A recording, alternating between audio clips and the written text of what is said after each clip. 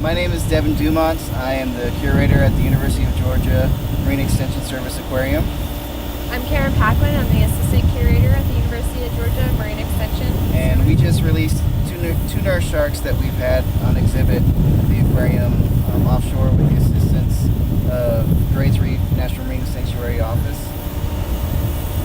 The purpose of releasing these sharks into the wild was to contribute to the nurse shark population off the coast of Georgia. We did initially try to find new homes for the sharks and at other aquariums in close proximity. However, no one could take them at the time, so our second option was to release them. And before they were released, they were tagged by Donna McDowell of the Department of Natural Resources. One of the sharks we released was a male that we nicknamed Hoover, like Hoover the vacuum, because of his suction feeding capabilities. And he's been at the aquarium for about 9 years and is about 5 feet long when we released him. The reason for releasing both of these nurse sharks is also because the tank they were in, a 1,600-gallon tank, was too small of an environment for both those sharks together.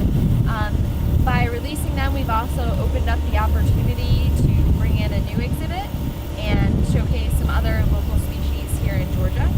But those two nurse sharks, for the past few months, we've been tossing food in and letting them forage just like they would if they were in a natural environment. We've been throwing mud crabs in. If we had live shrimp, we'd toss those in so that they can hunt them down and forage for them and prepare themselves, and so we can prepare them for life out in the great blue ocean. Nurse sharks like Hoover and the female nurse shark we released are very docile animals.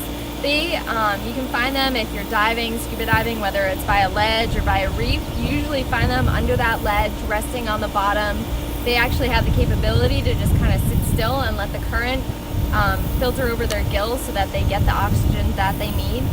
These animals will not purposely go out and attack anybody. They will only bite if they are harassed. So if you're out there poking it, it's no different than a human being. If you bother them enough, they can snap too.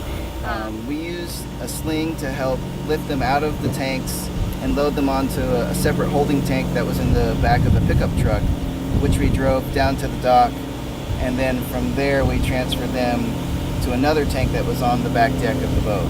So that way they were only out of the water for a matter of minutes, and even when we were measuring them and tagging them, they were only out of the water for a minute or so. So we were very happy with how that turned out. We feel their chances of survival are very good, and hopefully we've prepared them well enough for life in the big world by feeding them live animals in their food regimen.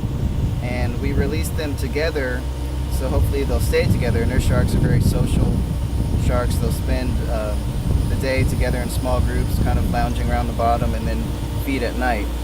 So we feel very confident that they'll do well together.